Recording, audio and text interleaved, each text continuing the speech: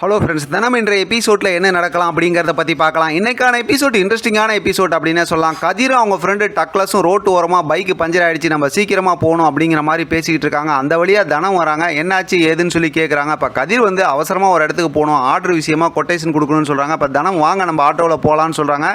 கதிர் முதல்ல வேணான்னு சொல்கிறாரு. அதுக்கப்புறம் வாங்க அப்படிங்கிற மாதிரி சொல்லி தனம் கூட்டிகிட்டு போகிறாங்க. போகும்போது பார்த்தோம்னா நல்லா பிடிச்சிங்க, கொஞ்சம் வேகமாக போகிறேன் அப்படிங்கிற மாதிரி சொல்லும்போது பரவாயில்ல போங்க அப்படிங்கிறாங்க. தனம் வேகமாக ஓட்டுறாங்க.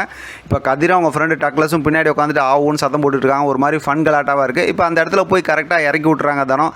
அதுக்கப்புறம் கதிர் வந்து காசு கொடுக்குறாங்க. அதெல்லாம் இன்னும் வேணாம் அப்படிங்கிற மாதிரி தனம் சொல்லும்போது இல்லை நீங்கள் வச்சுக்கிட்டு தான் ஆகணும்னு சொல்லி 300 ரூபா பணம் கொடுக்குறாங்க. கையை பிடிச்சி அப்படியே கொடுத்துட்றாங்க. அப்பயே வந்து தனத்துக்கு ஒரு மாதிரி எமோஷனலாக தான் இருக்குது. வீட்டில் பார்த்தோம் அப்படின்னாக்கா சௌந்தர்யா வந்து உட்காந்துருக்காங்க. அவங்க சித்தி வந்து சாப்பாடு கொடுக்கும்போது என்ன இப்படிலாம் சாப்பாடு கொடுக்குறீங்க அப்படின்னு சொல்லி கோவமாக பேசுகிறாங்க. இப்போ அவங்க சித்திக்கிட்ட கோவமாக பேசிக்கிட்டு இருக்கும்போது சௌந்தர்யாவோட அம்மா, அதாவது வந்து மூர்த்தியோட அம்மா வந்துடுறாங்க. வந்துட்டு நீ பண்ண வேலைக்கு உங்கள்கிட்ட என்ன எப்படி பேசுவாங்க, என்னெல்லாம் பண்ணி வச்சிருக்க அப்படி இப்படின்னு சொல்லிட்டு ரொம்ப கோவமாகவும் ஆவேசமாகவும் பேசுகிறாங்க. ஆனால் சௌந்தர்யா திருந்தின மாதிரி தெரியல. எல்லாத்திட்டையும் அப்படியே வாய்க்கு வாய் தான் பேசிட்டு உட்காந்துருக்காங்க. இப்போ ஆட்டோ ஸ்டாண்டில் தனத்து கூட அவங்க அந்த ஆட்டோ ஓட்டுற அக்காங்கெல்லாம் உட்காந்துருக்காங்க.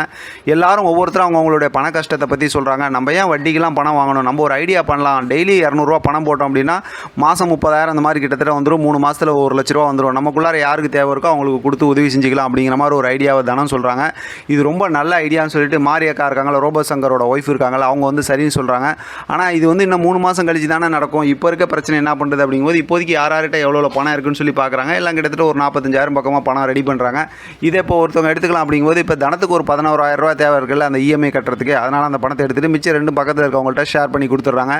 எல்லாத்துக்கும் ரொம்ப சந்தோஷம் தான். எல்லாரும் வந்து ஒரு மாதிரி இந்த விஷயத்தை ஃபாலோ பண்ணலாம் அப்படிங்கிற மாதிரி பேசுகிறாங்க. அடுத்து பார்த்தோம் அப்படின்னா இங்கே கதிர் வீட்டில் நிலா பாப்பா கிட்ட பார்த்தோம்னா ராதிகா இருக்காங்கல்ல, கதிர்கிட்ட வந்து அவங்க பேசிக்கிட்டு இருப்பாங்கல்ல. அவங்க வந்து நிலா பாக்கிட்ட அன்பாக நடக்கணும்னு பாயசம் சொன்னாங்கல்ல, அதனால் பேசி பார்ப்பாங்க.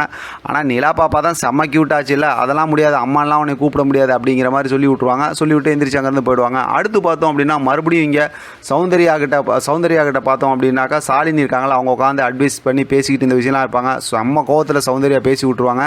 அதே நேரத்தில் பார்த்தோம் அப்படின்னா வந்து இப்போ அவங்ககிட்ட தனம் வந்து அதெல்லாம் இப்போ பேசக்கூடாது நம்ம அப்படிங்கிற மாதிரி சமாதானம் சொல்லுவாங்க. இப்போ சௌந்தர்யா வந்துட்டு பேசிட்டு இப்போ உங்கள் எல்லாத்துக்கும் பேசுகிறதுக்கு நான் ஒருத்தி தானே கிடச்சிருக்கேன் அப்படிங்கிற மாதிரி ரொம்ப கோவமாக பேசுகிறாங்க.